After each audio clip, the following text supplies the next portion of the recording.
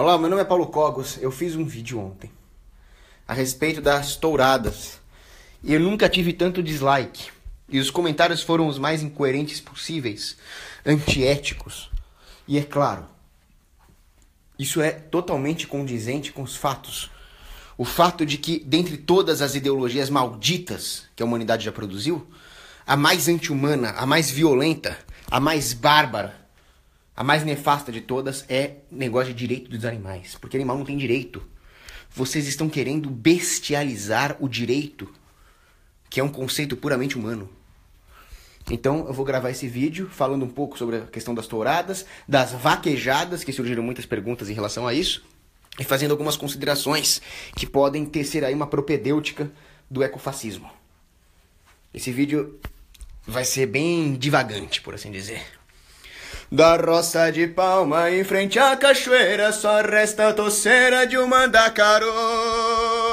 No canto da cerca, na ponta da estaca, um chifre de vaca da raça zebu. Ê, vaqueiro, conta a sua vida toda como foi. Vocês estão entendendo? O vaqueiro, a figura do vaqueiro, é uma figura que ajudou a forjar uma nação. O interior do Nordeste, o ambiente de Caatinga, um ambiente tão hostil que o exército brasileiro tem unidades especializadas no ambiente de Caatinga, porque é complicado viver ali. Vocês têm que comer camaleão e cacto para sobreviver ali. Um calor tórrido de dia e um frio enregelante à noite.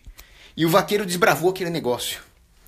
Os vaqueiros conquistaram o sertão, porque nas grandes cidades não dava mais para ter cabeça de gado. O pessoal precisou ocupar os espaços vazios no sertão. Então precisava da figura do vaqueiro para levar as cabeças de gado até os interiores do sertão nordestino. E assim aqueles vaqueiros iam ganhando a simpatia dos patrões devido à sua eficiência. Eles tinham que desviar de onça, tinham que desviar de montanha, tinham que reconhecer val para atravessar com o gado ali no rio. E aí eles começaram a juntar suas poucas economias ali, uma cabecinha de gado aqui, e montaram lá suas fazendas. E começou a montar aquelas fazendas familiares. Aquelas fazendas que eles montavam junto com os irmãos, e tinha não sei mais quantos filhos lá com a patroa. E assim forjou-se o interior do Nordeste. E sabe o que é isso? Isso é a construção de uma civilização. Ela começa com o homem contornando as limitações materiais. E quando vocês olham para uma cidade e veem escultura, veem óperas, veem ciência, veem poesia, saibam que tudo começou com a figura de um homem rústico, desbravando a natureza que é um obstáculo para nós. A natureza inóspita é um obstáculo para o desenvolvimento. E o homem deve dominar a natureza. O homem não deve se submeter à natureza. Isso é uma inversão da ordem natural. O homem deve domar a natureza como um vaqueiro com seu laço consegue dominar aquele boi de sei lá quantos quilos que tem. Eu não entendo nada disso aí. Uns 300 quilos de músculo e de chifres pontudos capazes de perfurar um tórax. Esse é o vaqueiro. Certo? Raça forte. Foi o que me garante o nome de boiadeiro, punhos de aço, tá? E aí aparece um bostinha de um maconheiro universitário vagabundo, que ainda por cima come a sua carnezinha do McDonald's, aquela carne chechelenta do McDonald's, um lixo, e vem falar mal da vaquejada, que é, senão, uma manifestação cultural que homenageia a figura essencial do vaqueiro para a construção da nossa civilização, seu maconheirozinho vagabundo, seu fracola. Você vem com aqueles seus bracinhos fininhos, com sua maconhazinha orgânica, fala mal do vaqueiro, seu lixo humano. Aí vem o cara lá nos comentários, quando eu falei em defesa das touradas, né? E vem o babaca lá e fala, mas você é um gordinho, criado pela mamãe. Antes que falem do band-aid aqui, que eu já tô vendo gente falar, isso aqui é porque eu me cortei fazendo a barba, tá? Eu não sou um homem rústico. Eu estou simplesmente fazendo uma apologética do homem rústico, porque eu não o sou. E aí que vem a minha lógica aqui, certo? O cara vem, você é um gordinho, virgão, pega ninguém, baixinho, com 1,50 m, que mora com o papai e com a mamãe, e tem a bochecha rosada e blá blá blá blá blá blá blá blá. Cara, é verdade! Vocês não vão conseguir me ofender, não perca o seu tempo. Eu realmente sou um gordinho, baixinho, não com 1,50 m, mas baixinho. Virgão. Incapaz de fazer atividades práticas, nada rústico, zero bisurado. Realmente eu sou tudo isso que você falou. Agora, onde que isso invalida os meus argumentos? Pelo contrário, eu estou homenageando o vaqueiro rústico que permite que um cara como eu sobreviva. Eu não preciso laçar bois no sertão. Eu posso sentar minha bunda gorda naquela poltrona ali, certo? E ler Wegelin. Porque existe um vaqueiro pra me dar proteína. Porque se não fosse ele, eu tava ferrado. Entendeu? Eu sou tão diferente de um vaqueiro, mas eu estou homenageando. Está havendo comunhão na diversidade. Eu posso defender sim o vaqueiro. Imagine o seguinte exemplo. Vou pegar o meu próprio exemplo. Eu sou um cara de humanas. Eu gosto de humanas, eu faço miçangas. Eu não sou um expert em matemática. Acho muito bonita a epistemologia da matemática. Já vi muita coisa de filosofia da matemática, mas eu não sei fazer conta. Nem gostava de álgebra, tudo. Ia levando. Agora, eu, como estudioso de epistemologia e de sociologia, posso afirmar peremptoriamente que a matemática é importantíssima para a construção de uma civilização. Sem matemática, nós estaríamos ferrados. As máquinas que nós estamos usando, essa live aqui não seria possível. Certo? Então, é claro que não há nenhuma incoerência em eu ser um cara de humanas e fazer uma apologética da matemática. Que bom que os engenheiros usam esse ferramental. Ele é muito importante na engenharia, etc e tal. Se você quiser, por outro lado, criticar o uso da matemática na engenharia, o uso da matemática na civilização, você teria que ser melhor que isso. Você teria... não que ser um carinha de humanas, mas você teria que dar um jeito de produzir computadores, aviões, armas, prédios, sem a matemática, melhor que os engenheiros. Só assim você poderia ter alguma coerência em criticar a matemática. Mas para defender a matemática, você não precisa disso. Você pode admirar alguma coisa que você não consegue fazer. Alguma coisa que é melhor que você em algum campo. Logo, não há nenhuma incoerência em um ser um gordinho virgão, com a bochecha rosada, e elogiar o vaqueiro, elogiar as virtudes viris do toureiro, nenhum problema. O que é incoerente é você ser um playboyzinho de merda, com bracinho fininho, sexualmente flexível ainda por cima, e criticar o vaqueiro. Você come carne por causa dele, seu lixo. A pouca carne que você se digna a comer é por causa dele. Você tá vivo, você tem conforto, você pode passar o dia falando bosta na sua faculdadezinha de esquerda, porque a cidade grande onde você mora, onde tem a sua universidadezinha Ivy League de merda, é tornada possível, economicamente viável, porque tem um homem rústico no campo, seu lixo incoerente, desgraçado, maldito. E as vaquejadas? As vaquejadas é uma importante manifestação cultural amalgamada com a vida do homem do campo. Afinal, na cultura, um povo se expressa da maneira mais holística possível. E se você acaba com uma manifestação cultural ordenada, como é a vaquejada, você destrói o modo de vida de um povo e tudo aquilo que mantém a coesão daquele tecido social localmente falando. Logo, a cidade está ameaçada caso nós proibamos a vaquejada, porque a cidade depende do campo. E esse é um grande problema da democracia. Como se não bastassem todos os outros, as cidades crescem e a tecnologia permite que uma grande parte da população se desloque do campo para a cidade, o que é bom. Afinal, a cidade é sustentada pelo campo, claro, a comida.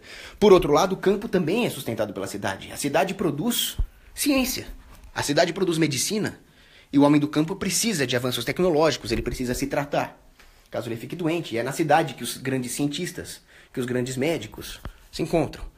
E assim seria a comunhão entre o campo e a cidade se não fosse a porra maldita da democracia. Porque à medida que a tecnologia permite que um pequeno número de pessoas no campo sustente um grande número de pessoas na cidade, o que acontece? Esses bostinhas da cidade começam a votar. Isso é um problema. Porque eles esquecem quem possibilitou o conforto deles na cidade, que foi o homem rústico do campo. E aí eles começam a votar coisas que não condizem com o modo de vida do campo e querem impor a viadagenzinha urbana em cima do homem rústico do campo. E assim, a cidade sempre vota mais à esquerda que o campo. Podem reparar. A não ser que haja outras distorções, como Bolsa Família. Aí você vai ver o campo também votando em políticos de esquerda, por causa desse suborno. Mas, em geral, o campo tende a ser mais conservador que a cidade. No campo econômico, talvez haja menos discrepância. Mas no campo da moral conservadora, o campo é mais conservador. Logo você vai ver a cidade votando a favor do desarmamento, por exemplo. Porque esses putos não imaginam que você precisa de uma arma para defender a sua fazenda. E aí eles votam a proibição da vaquejada. Eles esquecem tudo aquilo que forjou o homem rústico. Eles esquecem tudo aquilo que, ao forjar a civilização do campo, sustenta a civilização da cidade. A democracia, portanto, elimina a comunhão que existe entre campo e a cidade e gera uma guerra entre as duas. E se você destrói o campo, você destrói a civilização inteira. O campo tem uma vantagem muito grande. No campo, a propriedade privada é melhor definida. Tanto é que quando os pioneiros lá da costa leste americana avançaram para o oeste, o velho oeste, surgiram várias formas privadas e espontâneas de demarcar a propriedade privada. Já na cidade, onde aglomera-se a classe parasitária política, a propriedade privada fica bem mais nebulosa. Aí vem aquela conversa a rua é pública, o parquinho é público, o cacete A4 é público. Lá no campo, com o homem da cidade, surge uma delimitação de propriedade privada claríssima na forma de cercas. Nesse sentido, o campo é mais saudável que a cidade. Mas aí, os homens da cidade começam a vir com aquela conversinha mole. Vamos fazer reforma agrária, todo mundo tem direito à terra, o MST. Você sabe que quando o Papa João Paulo II, São João Paulo II, veio pra cá, ele ficou abismado com esse negócio de sem terra. Ele falou, como assim sem terra? O Brasil tem muito mais terra vindo da Polônia, rapaz. A Polônia é um ovinho perto do Brasil. E vocês estão reclamando que vocês não têm terra? Mas é que nós queremos um lote aqui em Campinas. Em Campinas eu também quero, pô. Desbravar o sertão como um homem rústico. Primeiro vocês não querem. Por quê? Porque na democracia todo mundo quer mamata. Como diria Frédéric Bastiat, o Estado é a grande ficção, onde todo mundo quer viver à custa de todos os outros. Só que você é os outros, rapaz. Acorda. Né? Acorda pra vida. E assim, essas políticas anti-ordem natural, anticonservadoras, necessariamente destruirão o habitat propício ao conservadorismo, que é o campo. E a civilização não vai aguentar de pé. As grandes cidades sem agricultura, ninguém segura sua marcha ré. Querido sertão, poderosa raiz, sem você meu país não aguenta de pé. Tião Carreiro e Pardinho. E você aí ouvindo o seu Justin Bieber, o seu, como é que é o nome daquela outra bosta lá? Essas bandas emo aí. Vocês deviam parar pra ouvir Tião Carreiro e Pardinho, certo? Então vocês querem proibir vaquejada porque é crueldade com os animaizinhos. Vamos voltar a falar. O pessoal me acusou de incoerência. Falou que eu não sou católico. O mesmo cara que dizia que não era católico me manda pro inferno. Agora, esses caras não leram os textos. Esses caras não leram nem o catecismo da igreja. A igreja é contra usar animal pra... Você não leu nem o catecismo da igreja, que permite sim que o homem use o animal. Que o animal está aí para servir o homem. E o que a Igreja Católica condena é, moralmente falando, o sadismo puro. Ou seja, o que a Igreja condena é o homem se divertir em causar dor ao animal por sadismo puro, sem nenhuma outra utilidade. É isso que a Igreja condena. Agora, malandro, espera só um pouquinho. Vocês não leram nem o catecismo. E vocês vêm me acusar de não ser católico. Você acha que querer que outro cara vá pro inferno, fala que você não é católico, você vai ser torturado pelo capeta, você acha que você é católico? Espera um pouquinho. Enquanto vocês não leram nem o catecismo, eu tô lendo aqui a fonte primária do catecismo, Denzinger, olha o tamanho disso, tá? Isso aqui é desde os pais da igreja.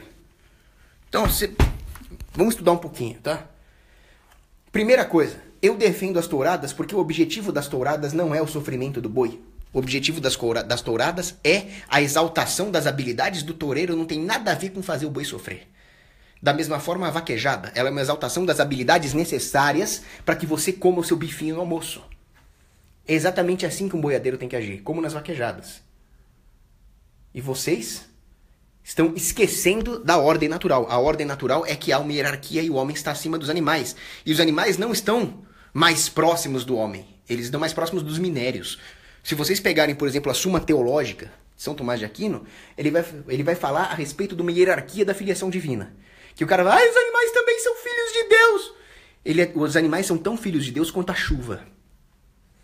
O que São Tomás de Aquino escreve na Suma Teológica, que muita gente aí também não leu, é que existem 4 tipos de filiação. Existe uma hierarquia.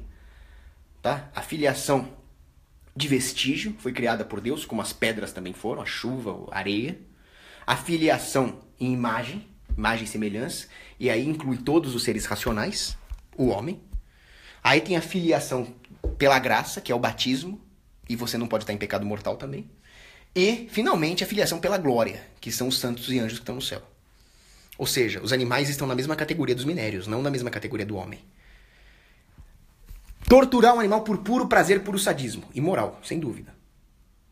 Agora, aonde que isso impede testes em animais? Aonde que isso impede, tá? Vaquejada, manifestações culturais e esportivas. Como se a eutrapelia, a recreação ordenada do homem, não fosse uma finalidade ordenada também. Como se a cultura não fosse extremamente importante. Como se os empregos que a vaquejada gera não fossem importantes. Mas aí os empregos eles vão arranjar outra coisa para fazer. Você não defende automação que tira empregos, meu amigo? Eu defendo automação porque a automação elimina a necessidade de trabalhar. Não é que ela elimina o emprego. A proibição elimina o emprego. A curto prazo, essas pessoas cuja única habilidade talvez seja a de conduzir uma vaquejada, de laçar um touro, a de laçar um boi, você vai colocá-las na rua e elas vão passar fome. Ah, sim! Mas aqueles caras que defendem os animais, eles têm empatia com os humanos, não é não? A prova é essa. A prova é que eles estão cagando e andando pro emprego do peão, que ele vai colocar na rua, caso ele proíba a vaquejada. E os filhos que esse peão tem que alimentar. A prova de que não há nenhuma relação entre ter empatia por animais e ter empatia por homens é o Marcos Duval. Um comunista da pior espécie, que me vai no programa e me fala que defende o Estado mínimo, que vai cuidar de transporte, saúde e educação. Deixa eu fazer um parênteses aqui pra falar dessa merda que ele falou. Puta merda, cara. Pra começar, Estado mínimo já é uma ditadura comunista intolerável. Estado mínimo é o caramba.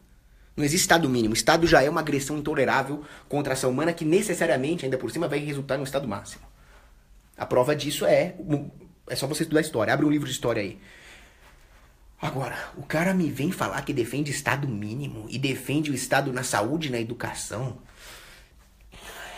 Prometi que eu não ia falar palavrão num vídeo, mas tá difícil, cara. Você não sabe nem história, Arthur Duval. Você não sabe que a presença do Estado nesses setores é pós-robesianismo. Pior que isso, é pós-iluminismo. A presença do Estado na educação é depois, não é nem no ancião regime mais, é depois que a reforma protestante já estatizou toda a ideologia moral e ainda por cima veio o iluminismo e a república e transformou a propriedade privada em propriedade coletiva, filosoficamente falando, e colocou todos os setores de atividade humana na mão do Estado, que veio essa ideia melequenta de que o Estado tem que cuidar da educação. Vai estudar Frederic Bastiat. Frederic Bastiat dizia, o pior setor para o Estado atuar é na educação.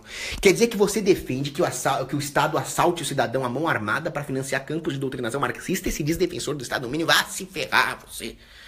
Desgraçado. Então, essa é a empatia do cara que é contra as vaquejadas, o Arthur Duval. Ele é contra as vaquejadas, mas ele é a favor do Estado apontar um fuzil na tua cara e te ameaçar de prisão, de sequestro, caso você não passe o seu dinheiro para ir doutrinar criancinhas e idolatrar o Estado. Que é pior, ele defende o aborto. Quer dizer, o ovinho da porra da tartaruga é sagrado. Seus pagãos. O feto humano não, pode matar. A mãe do moleque pode matar ele. Desgraçados, nojentos, malditos. Vocês vão pagar por isso, cara. Se arrependam e vão confessar, seus aborteiros. E justamente, filosoficamente falando, para você realmente ter uma empatia pelo homem, é preciso entender de onde vem a dignidade do homem e vem da sua filiação divina em imagem. Ele é criado à imagem e semelhança de Deus. Se você não entende isso, você vai ter falsas empatias. Você vai ter empatia pelo bichinho, porque o bichinho é fofinho. Ele vem lá e te dá uma certa alegria temporal ali. Quer dizer, você gosta do próprio prazer que você sente de brincar com o bichinho. Você não tem uma empatia genuína e caritativa. Porque você não entende nem de onde ela vem. Se você acha que humano e animal é a mesma coisa, você perdeu o lastro da empatia, que é a dignidade que existe per se no homem por ser filho de Deus. Por ter sido criado à imagem e semelhança de Deus. Ou seja, você pode muito bem gostar dos bichos. Eu gosto muito de gato. Eu gosto de gato igual o Ernest Hemingway gostava de gatos. Ele gostava demais. O museu dele lá tem 70 e poucos gatos. Mas o homem tá acima. Se você não entende isso, você não é capaz de ter empatia por ninguém e você cai na mesma esparrela do Hitler. O Hitler tinha uma empatia enorme por animais. Mais que pelos humanos. não preciso dizer onde nisso acabou, né? Aliás, a Alemanha nazista foi pioneira em direitos dos animais, em leis ecológicas. Aliás, o termo ecologia foi forjado por um biólogo chamado Haeckel, que dizia que homens e animais são exatamente a mesma coisa e você não poderia dizer que uma vida humana vale mais que a de um animal. É isso que os doutores da igreja medievais temiam que acontecesse. O resultado disso é que as pessoas jogam futebol do lado de corpos humanos mortos quando aquela ponte de Niterói desabou. Jogam futebol do lado do cadáver, como se o cadáver fosse um pedregulho que tivesse lá. Ao mesmo tempo, quando uma porra de uma baleia encalha na praia, eles vão lá chorar. Ah, baleinha, morreu! Se fuder, vai fazer óleo de barbatana aí, para de me encher o saco, rapaz. Então, nós estamos caminhando por uma situação grotesca com esse negócio de direitos dos animais. Porque primeiro vem esse tal de Haeckel falar que homem e animal é a mesma coisa. Com isso, você não nivela os animais por cima. Porque eles não são niveláveis por cima. Se você nivelar eles por cima, você vai sacrificar a espécie. Nós precisamos matar para comer. No mínimo. Nós precisamos fazer testes de animais para não deixar com que os nossos semelhantes morram de câncer. Então, ao colocar homem e animal no mesmo patamar, você já está nivelando por baixo. Você está colocando o homem no nível dos animais. Não existe mais nenhum lastro metafísico que te dê alguma obrigação moral em relação aos homens. Você gosta do bichinho porque ele é fofinho. Primeira fechada que você tomar no trânsito, você vai querer matar o cara. Primeiro maluco na rua que te chamar de cu de lixa, você vai querer meter um processo nele. Assim você vai ter esse esfacelamento do tecido social. Certo? Então não vem com esse negócio de animal é igual homem. Só que aí vem coisa pior. Vem o Clube de Roma. Clube de Roma, deviam ser todos mortos a tiros de Mag 762, juro pra você, cara. Se eu pudesse, se eu fosse a prova de bala, eu chegava com uma Mag 762 lá no Clube de Roma.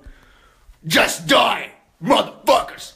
Ou então igual aquele filme lá, o Doom, né? Simplify! Motherfuckers! Era isso que eu faria. O Clube de Roma disse que a Terra é um organismo. Ou seja, eles não sabem biologia básica, né? Eles não sabem a definição de organismo. A Terra não é um organismo, a Terra é uma bola de rocha com lava dentro. E eles falam, a Terra é um organismo. E este organismo está com câncer. E este câncer é o homem. Quando você ficar doente, vai se tratar com banda, seu filho da puta! Vagabundos! Ou seja, toda essa porra aí de direitos animais, de ecologia, esse histerismo ecológico aí, é uma ideologia anti-humana. E o Papa Bento XVI já falava sobre isso, a histeria ecológica. Essa ideia do Bento XVI, do Papa Bento XVI, não é compartilhada pelos esses nojentinhos dos teólogos da libertação, esses lixos. Bento XVI muito bem excomungou esses caras. Teólogo da libertação tá excomungado, ou pelo menos está destituído do cargo de teólogo oficial da igreja. Por que vocês acham que o Bento XVI foi obrigado a renunciar? Os Illuminati estão atacando a Cúria Romana. Certo? E aí vem esses padrequinhos nojentos da teologia da libertação fazer propaganda de ideologia anti-humana, eugenista. Cheguei a ver até um movimento pela extinção voluntária da humanidade, cara. Que porra é essa? Se mata, então, não enche o saco. E esses mesmos caras são comunistas. Tem aquele lixo desgraçado, excomungado do demônio chamado Júlio Lancelotti. Um padre devasso. Nem dá pra chamar esse cara de padre. E ele fica aí falando contra a reforma trabalhista. O que ele quer? Ele quer ferrar mais ainda o trabalhador? Ele tá a serviço das grandes corporações fascistas que lucram com esse monopólio forçado causado pela legislação trabalhista, ou os grandes sindicalistas. É isso que ele faz. Inclusive, eu tenho outros boatos a respeito desse Júlio Lancelotti. Me contaram, inclusive, que ele deu em cima de uma menina de 13 anos. Se é minha filha, ele já tava no colo do Baal. Para com essa putaria aí. Não tenho provas disso, me contaram, tá? Só pra evitar processos aqui. Agora, por falar nisso, eu quero que vocês saibam de uma coisa, antes de prosseguir no vídeo. Eu quero que vocês saibam de uma coisa. Eu não faço vídeo pra pegar mulher. Eu não faço vídeo pra ter like.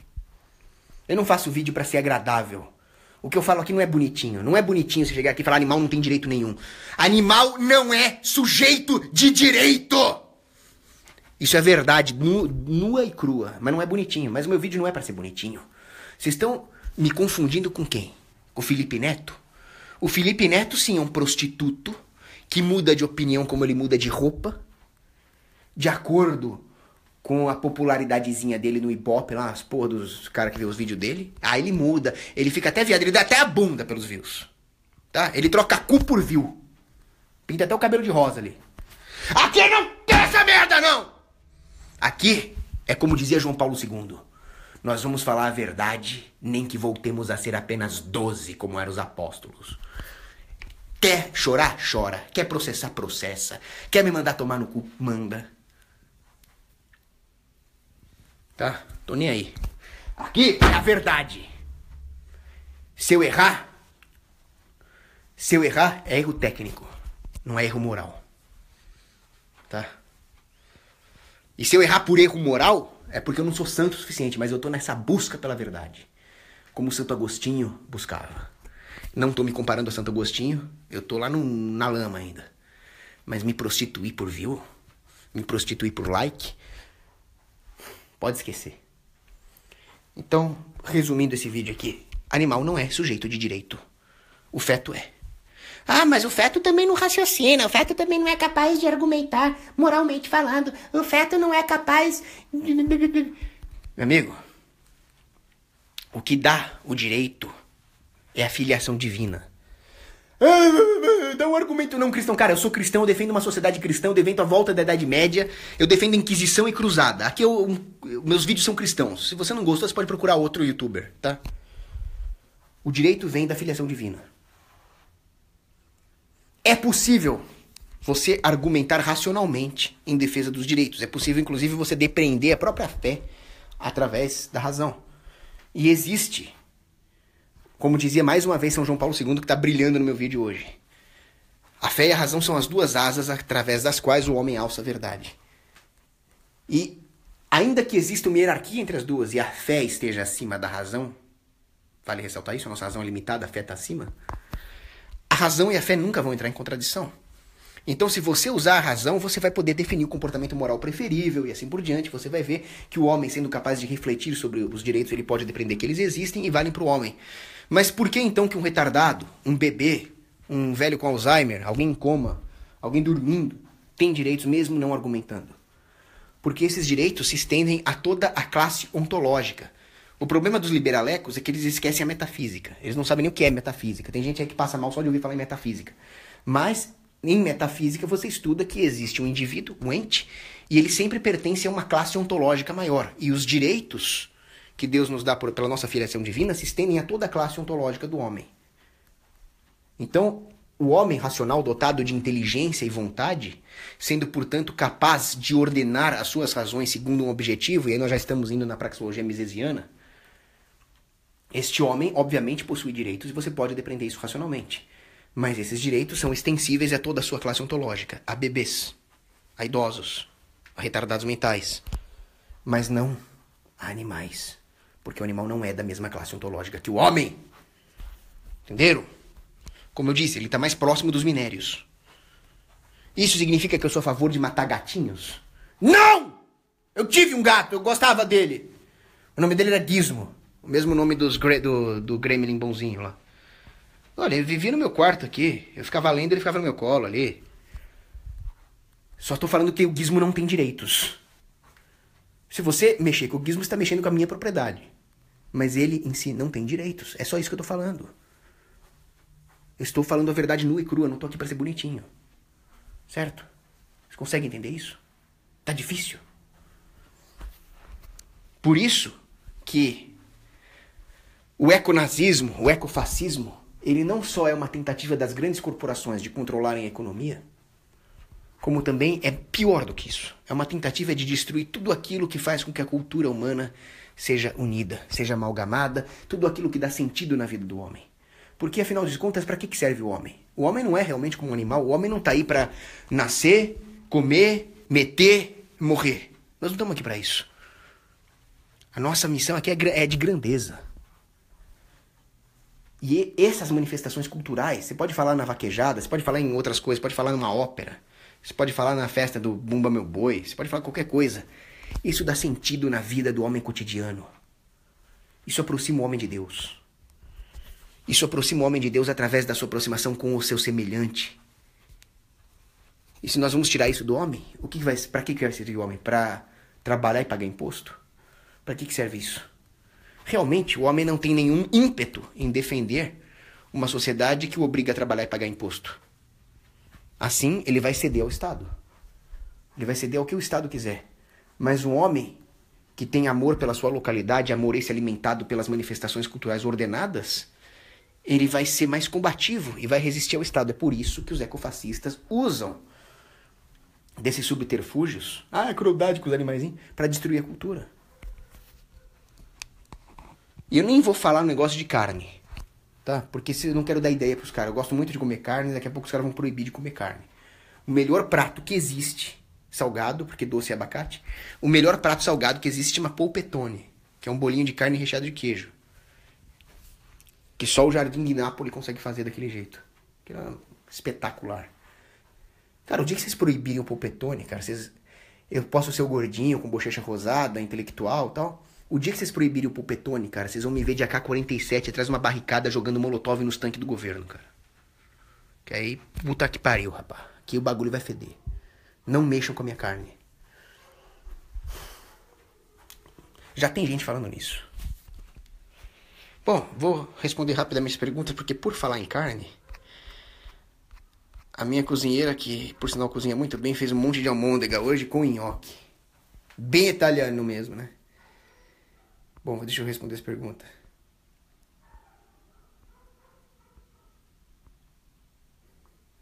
Felipe Francisco pede pra eu cantar Pepe Moreno, tá? Próxima live vai ser, então, Felipe, uma introdução de Pepe Moreno. Eu amo o Rio Araguaia.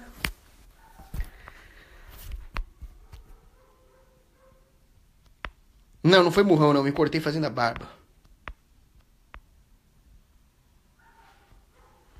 Opa, o Glaucio Israel pergunta: o Olavo de Carvalho é um libertário não assumido, uma vez que ele simpatiza com algumas ideias? O Olavo de Carvalho é um cara que não está conseguindo desenvolver uma coerência no seu pensamento político. Ele leu Hans Hermann Hoppe, mas não entendeu. Ele não foi longe o suficiente. Ele tem alguns pontos ilógicos que o impedem de avançar. Mas realmente ele tem uma defesa interessante do indivíduo diante da coletividade. Ele tem bons estudos filosóficos.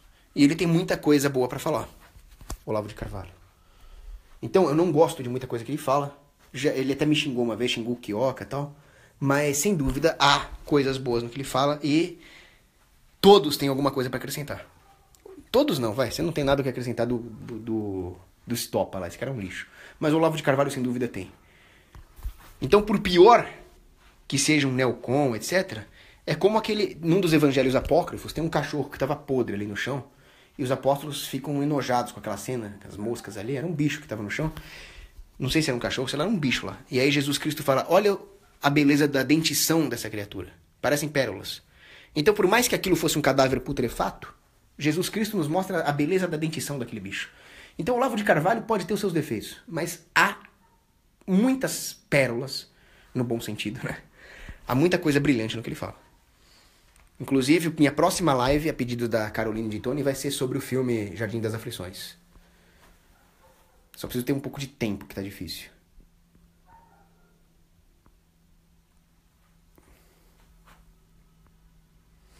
O Rodrigo Vargas pergunta se o Império, o Brasil Império foi a única época de ouro do Brasil. Não. Eu acho que a época de ouro do Brasil foi o período colonial.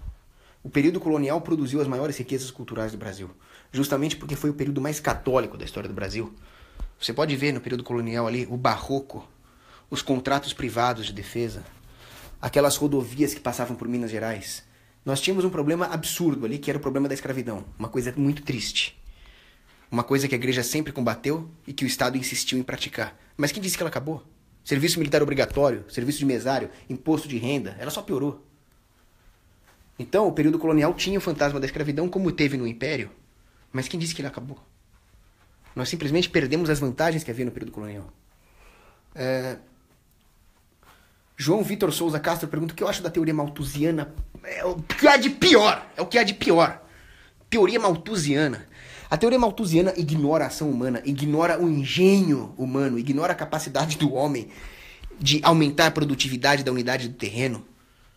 É um absurdo. Um cara que era malthusiano era aquele mergulhadorzinho de merda que devia ter morrido afogado, chamado Jacques Cousteau. Que pena que aquele cara não morreu afogado. Ele dizia, nós temos que matar 300 mil pessoas por dia. Por que não começa se matando, filha da mãe, desgraçado? E aí ele falava, ele e um outro ecofascista de merda lá, falava que a Inglaterra seria inabitável nos anos 80. Porque a população ia explodir, ninguém ia ter espaço nem para se locomover. Não aconteceu. A Inglaterra tá acabando por outros motivos. Por outros motivos, seu infiel kafir, né? Não por isso.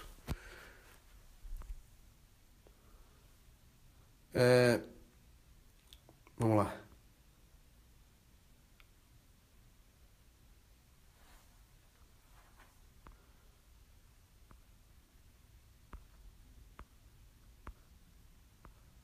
Não, para com esses comentários absurdos aí.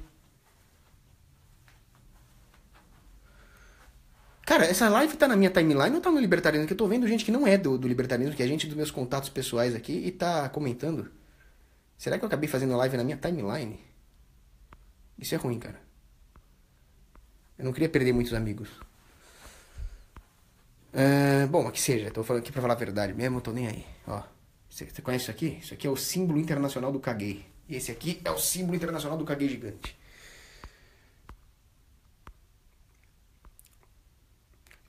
O Pedro Tomásia Silva pede uma recomendação de um livro sobre a Inquisição. Eu tenho um aqui do professor Felipe Aquino, sobre a Santa Inquisição. Deixa eu ver se eu acho aqui que tá uma bagunça.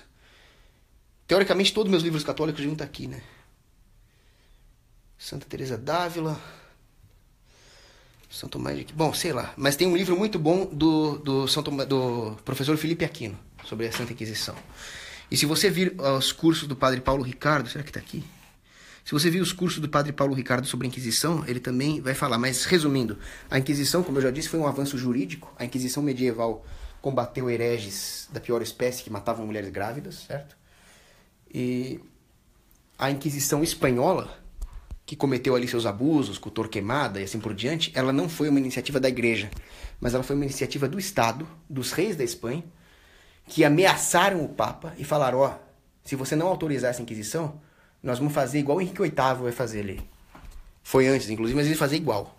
Nós vamos fazer uma reforma protestante aqui. E aí o Papa, infelizmente, teve que ceder. Mesmo assim, ela matou muito menos do que se diz. A Inquisição Espanhola tem um saldo de mortes muito, mas muito menor em muitos anos do que a Revolução Francesa tinha em um mês de Grand Terreur, né? Bom, deixa eu avançar um pouquinho, porque eu não quero que esse vídeo fique muito grande. Eu não quero que essa porra fique muito grande.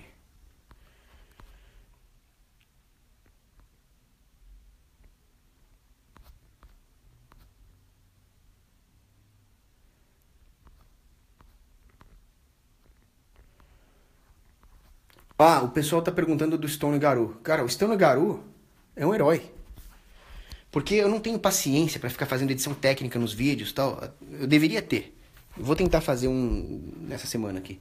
Mas o Stone Garou, ele pega minhas lives e coloca no YouTube. Então, pra quem não sabe, procure no YouTube o canal do Stone Garou e ele coloca lá minhas lives. Nós temos essa parceria aqui. Eu faço os vídeos, ele divulga e ele monetiza. E pra mim não tem problema nenhum. Eu sou completamente contra a propriedade intelectual. E o fato de eu ser contra a propriedade intelectual permite que eu e o Garou tenhamos essa amizade que é edificadora para todo o movimento libertário. Certo? Então, um salve aí pro Garou.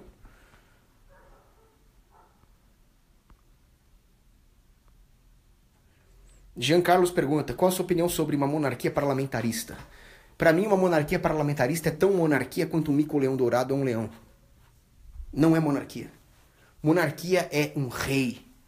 Fim. Eu sou contra qualquer forma de Estado. Seja ela uma monarquia clássica, seja ela uma monarquia parlamentarista, ou seja o pior tipo de governo que existe, que é a democracia. Eu sou sempre contra. A monarquia parlamentarista, ela é a mesma porcaria que uma democracia, com todos os seus defeitos, e ainda tem um parasita de coroa para nós sustentarmos com os impostos. Nada mudou.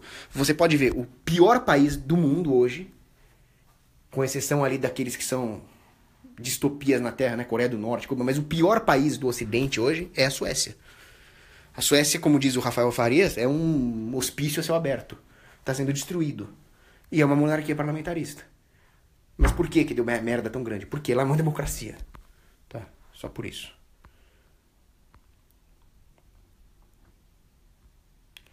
Lucas Barreto pede pra eu falar sobre o David Osborne. Cara, eu tô numa live com a minha cara aqui. Eu não posso falar isso. Só posso dizer uma coisa. Osborne is a fucking hero!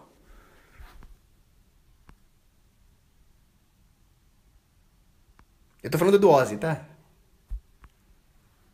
Não, tô brincando, eu não gosto do Ozzy. Abraço pro Carlos Eduardo.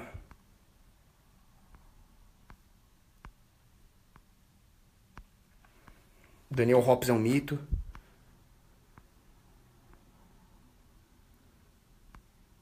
Deixa eu terminar aqui que tá na mesa. Tô pulando um monte de perguntas porque eu quero terminar logo essa live, tá? Então eu não gosto de deixar as pessoas no vácuo, mas...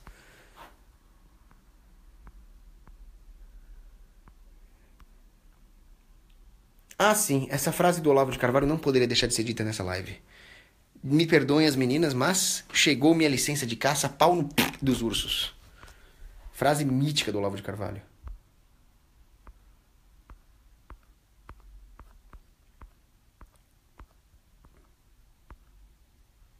Robson de Almeida, teus vídeos são pra macho. Obrigado pelo comentário. Inclusive, você me lembrou agora, Robson, de mais um aspecto importante das vaquejadas. As vaquejadas, além de ser uma manifestação cultural, as touradas também, elas são um esporte. E o esporte tem uma função civilizacional importantíssima. Tudo bem, eu sou gordinho e tô falando de esporte. Eu não sou bom de esporte. Eu era sempre o último a ser escolhido na escola para educação física, qualquer coisa o pessoal vai fazer. Oh, Cogos no meu time não, professor. Pô, sempre foi assim, tudo bem. Eu posso elogiar o esporte. Da mesma forma, mas eu não preciso ser bom nele. Eu posso fazer uma apologética intelectual do esporte, porque a minha função é fazer apologéticas intelectuais, não é ser um esportista. Ou seja, um médico, ele precisa ser bom de diagnóstico clínico. Ele não precisa ser bom de roubar bola. Quem tem que ser bom de roubar bola é o zagueiro, mas o médico pode ser fã do zagueiro do time dele. Logo, eu sou fã da função civilizacional do esporte quando ela não é usada para manipular as massas. Certo? A Iugoslávia comunista era especialista em usar o esporte para manipular a massa. O país comunista é especialista nisso. Mas o esporte, como manifestação cultural local, tem uma função civilizacional importante, que é a garantia da perpetuação dos valores viris, da competitividade e da exaltação da força e da coragem. Quem falava isso era ninguém menos do que o general Douglas MacArthur. O general Douglas MacArthur falava, inclusive, que as habilidades esportivas estão entre as primeiras qualidades de um combatente. E uma nação precisa dos seus combatentes. Eu sou um fã de história militar. Meu grande ponto é que as Forças Armadas deviam ser privadas, não do Estado. Mas eu sou um fã de militarismo. E o esporte é essencial. Napoleão Bonaparte também dizia o seguinte: a resistência à fadiga para um soldado é mais importante do que a própria coragem em batalha. Resistência à fadiga.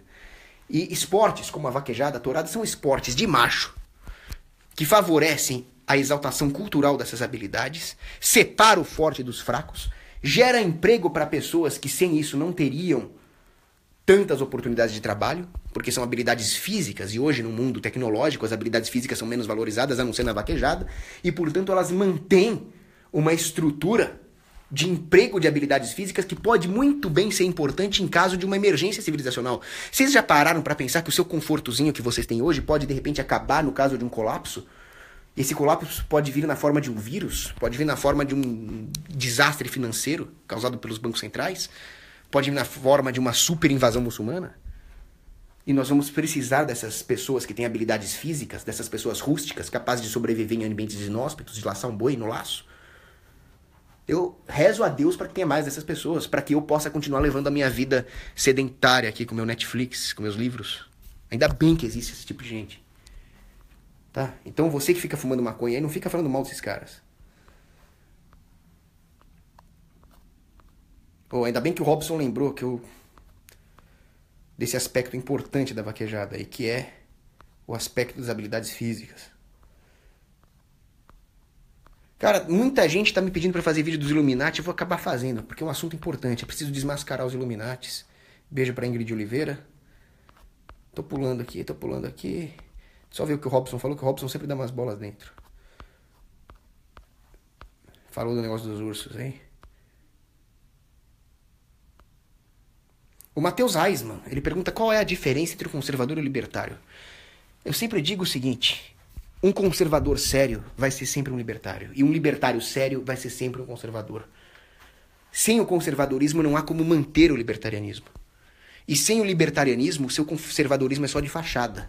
Afinal, o Estado não é uma ferramenta de manutenção da ordem. O Estado é uma ferramenta de violação da ordem, de violação dos poderes locais, das autoridades ordenadas. O Estado destrói com a sua potestas toda a autoritas local. E assim ele cria desordem, ele impede que a população organize os seus próprios mecanismos garantidores de ordem competindo no mercado. Portanto, o resultado vai ser a supressão da ordem como bem econômico. E o resultado vai ser desordem, assim como o resultado do comunismo clássico é a escassez. Logo, não faz sentido você ser um conservador e defender uma autoridade, e defender que as autoridades ordenadas sejam destruídas por uma potestas artificial que é o Estado. Não faz nenhum sentido. Então, para mim, conservadorismo e libertarianismo é quase que a mesma coisa. Aí, claro, dentro de uma ideologia política libertária ou conservadora, você pode ter uma moral mais ou menos conservadora. Você pode ser daqueles puritanos, né, que andam todos de gravatinha ali, ou você pode ser um cara mais baladeiro. Mas aí já está no campo do livre-arbítrio.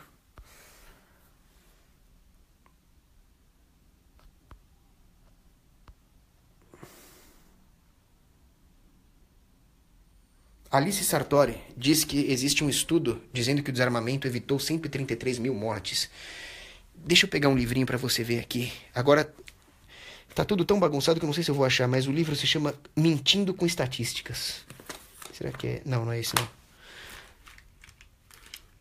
É que eu tava fazendo um monte de estudos da vida dos santos aqui, tá uma bagunça. Mas tem um livro chamado Mentindo com Estatísticas. A esquerda é especialista nisso. Você pode pegar. A ONU fala que a Cuba tem a melhor medicina do mundo, que eles reduziram a mortalidade infantil. Quando sai um estudo desse, eu não sei quem se desmoraliza mais, se é Cuba ou se é a ONU. Mas o fato é que eles mentem. O fato é que as armas são usadas... Tem um artigo meu que você pode procurar no Instituto Rothbard. As armas são usadas centenas de vezes mais para evitar crimes do que para praticá-los. E simplesmente um estudo desse é mentiroso. Totalmente mentiroso. Eles não têm como avaliar isso. A única coisa que eu posso dizer é que a arma é uma ferramenta de defesa e de segurança. Se fosse assim, polícia, soldado, serviço secreto não usaria armas. Usaria um buquezinho de flores. Pergunta para um hipócrita como Obama se ele abdicaria do serviço secreto lá na Casa Branca. Chega na Casa Branca, o cara tá de sniper ali no telhado. Não, mas armas não dão segurança. Pode tirar esse serviço secreto daí, tá? E coloca um livrinho lá de conscientização. Os vagabundos desses democratas aí. Mentirosos.